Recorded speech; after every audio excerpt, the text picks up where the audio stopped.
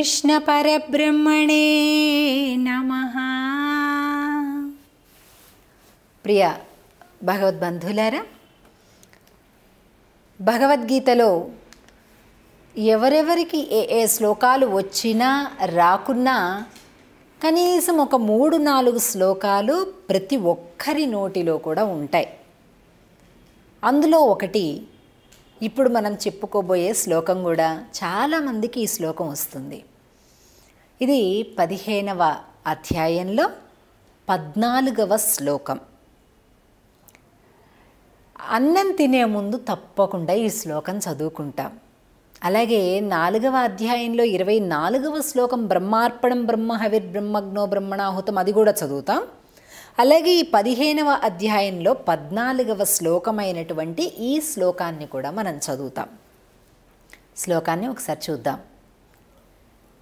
అహం వైశ్వానరో భూత్వా ప్రాణినాం దేహమాశ్రితః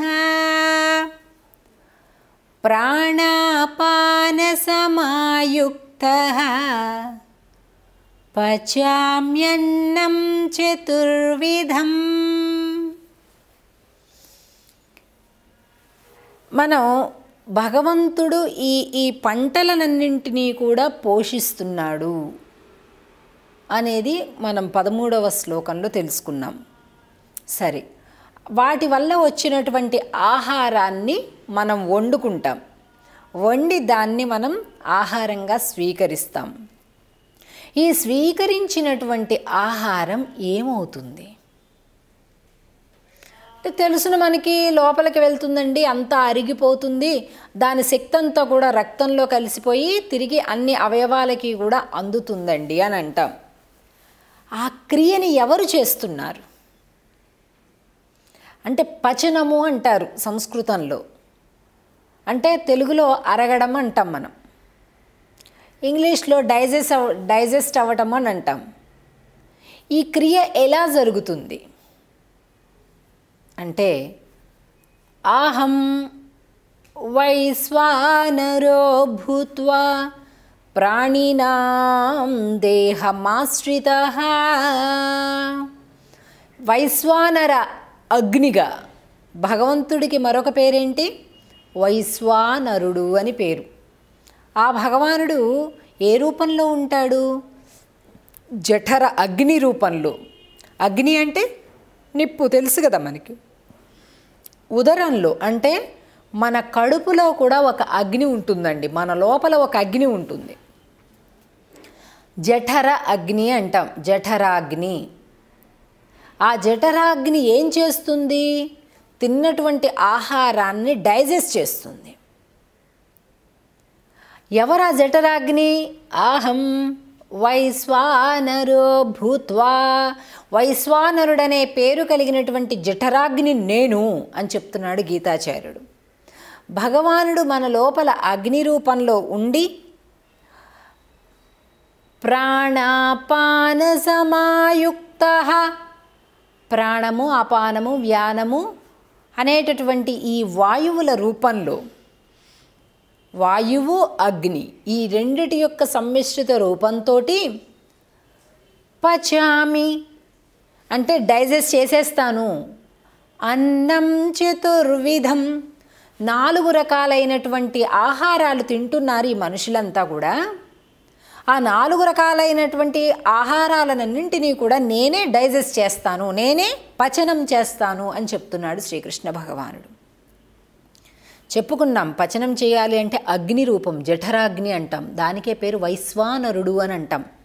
ఆ వైశ్వానర అగ్ని రూపంలో భగవానుడు మన లోపల ఉండి మనం తిన్నటువంటి ఆహారాన్నంతటిని చక్కగా పచనం చేసి దాని శక్తి రక్తంలో కలిసేటట్లుగా చేసి ఆ రక్తం మొత్తం శరీర భాగాలన్నిటికీ కూడా ట్రాన్స్ఫర్ అయ్యేటట్లుగా చేస్తున్నాడు ఆయన. మనమేమి చేయడం లేదండి, అది ఆయన చేస్తున్నాడు లోపల. మొత్తం అసలు ఆహారాలు ఎన్ని రకాలండి అని మనల్ని ప్రశ్నిస్తే మనం ఏం చెప్పలేమండి. అమ్మో ఎన్ని రకాలు ఏంటండి, బోలెడు రకాలు ఉంటాయి. ఈ ఇండియన్ ఒకటి, చైనీస్ ఒకటి, థాయ్ ఫుడ్స్ ఒకటి, పంజాబీ ఫుడ్స్ ఒకటి, అమ్మో ఇంకా మళ్ళీ అందులో ఎన్ని రకాలు తెలంగాణ వేరు, రాయలసీమ వేరు, ఆంధ్ర భోజనం వేరు, ఇన్ని ఉంటాయండి ఎక్కడ. కానీ భగవానుడు అలా చెప్పటంలో చూడండి, మొత్తం ఫుడ్ తినేటటువంటి భుజించేటటువంటి ఆహారాలన్నీ 4 రకాలుగా వర్గీకరిస్తారండి. ఇది చాలా ముఖ్యమైన విషయం తెలుసుకోండి. మనం తినే అన్ని రకాల ఆహారాలు కలిపి 4 రకాలండి. ఏంటంటే భక్ష్యము, భోజ్యము, లేహ్యము, చోష్యము. 4 రకాలుగా విభజించారు. భక్ష్యము అంటే దంతముల చేత కొరికి తినేటటువంటి ఆహార పదార్థాలు, పిండి వంటలు, కూరగాయలు, అన్నము, చపాతీలు, ఇడ్లీలు, ఇట్లా ఇవన్నీ కూడా పళ్ళ చేత నమిలి మనం తింటామన్నమాట. దీన్ని భక్ష్యము అంటారు. పంచభక్ష్య పరమాన్నాలు అంటారు చూసారా, అదనమాట. భక్ష్యములు అంటే తినేవన్నమాట. తర్వాత భోజ్యము అంటే నాలికతోటి చప్పరించుకొని మింగేస్తుంటాం కొన్ని రకాల ఆహారాలు. దానికి పళ్ళు ఎక్కర్లేదండి, ఓన్లీ నాలిక ఉంటే చాలు. పళ్ళు ఊడిపోయిన వాళ్ళు లేకపోతే పసిపిల్లలు తినేవన్నీ ఇవే. ఏంటవి? భోజ్యం. నాలిక మీద పెట్టుకుంటే కాస్త చప్పరిచ్చేస్తే టక్కన లోపలికి వెళ్ళిపోతుంది. ఇదొక రకమైన ఆహారం. అలాగే లేహ్యము అంటే కొన్ని చూడండి, రుచి చూస్తాం. పచ్చడి ఉందనుకోండి, పళ్ళతో కొరకం మనం, నాలుగుతో రుచి చూసి వేరే దాంతో కలుపుకొని తింటుంటాం. దాన్ని లేహ్యము అని అంటారు. అలాగే చోష్యము అంటే నోటితోటి జుర్రుకొని తినేటటువంటి పాయసాలు. అంటే ఇప్పుడు సూపు లేకపోతే పాయసం ఇలా లోపలికి స్ట్రక్ చేసి తీసుకుంటాం. పాయసము, చారు, మజ్జిగ ఇవన్నీ కూడా పళ్ళు అక్కర్లా, నాలుగు అక్కర్లా, దానికి పెదాలుండి లోపలికి స్ట్రక్ చేస్తుంటాం. దీన్ని చోష్యము అని అంటాం. ఈ 4 రకాల భక్ష్యము, భోజ్యము, లేహ్యము, చోష్యము, ఈ 4 రకాలైన పదార్థాలు నువ్వు ఏవైనా తిను, లోపలికి వెళ్తే పచనం చేసేది నేనే అని చెప్తున్నాడు శ్రీకృష్ణ భగవానుడు.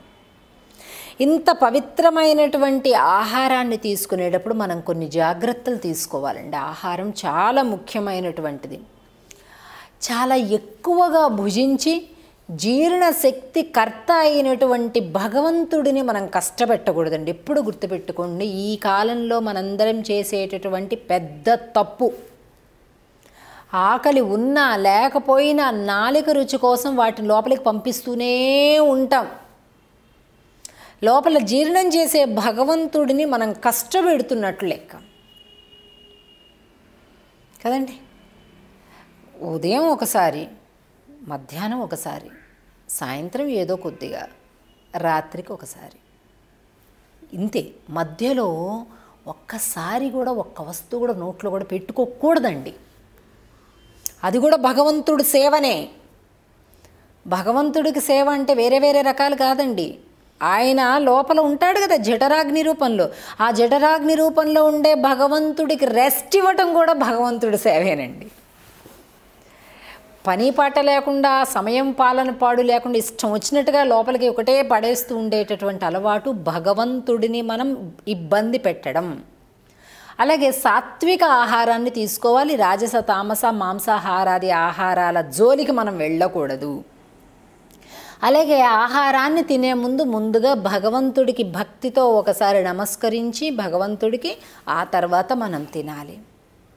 న్యాయమైన సంపాదనతోటి కొనుక్కున్నటువంటి అన్నమే కావాలి కానీ వాళ్ళని వీళ్ళని కష్టపెట్టి పాడు పనులు చేసి వచ్చినటువంటి డబ్బుతోటి ఆ అన్నం మంచిది కాదు.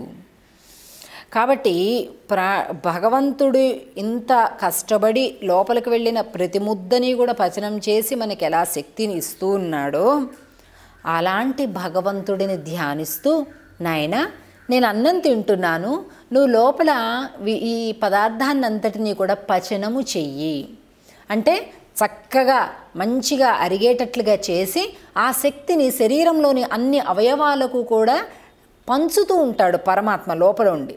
అది నాకు చక్కగా చెయ్యి స్వామి. ఎందుకంటే మనం తినేదే శక్తి కోసం. ఆ శక్తిని చక్కగా అనుగ్రహించమని భగవంతుణ్ణి ప్రార్థిస్తున్నాం. తిన్నట్టు అరగలేదనుకోండి, ఎక్కడుంటామండి మనం? కాబట్టి భగవంతుడు యొక్క దయని తలుచుకొని ఈ శ్లోకాన్ని చదువుకొని మనం తీసుకునేటటువంటి ఆహారాన్ని మనం తీసుకోవాలి. సర్వం శ్రీకృష్ణార్పణమస్తు.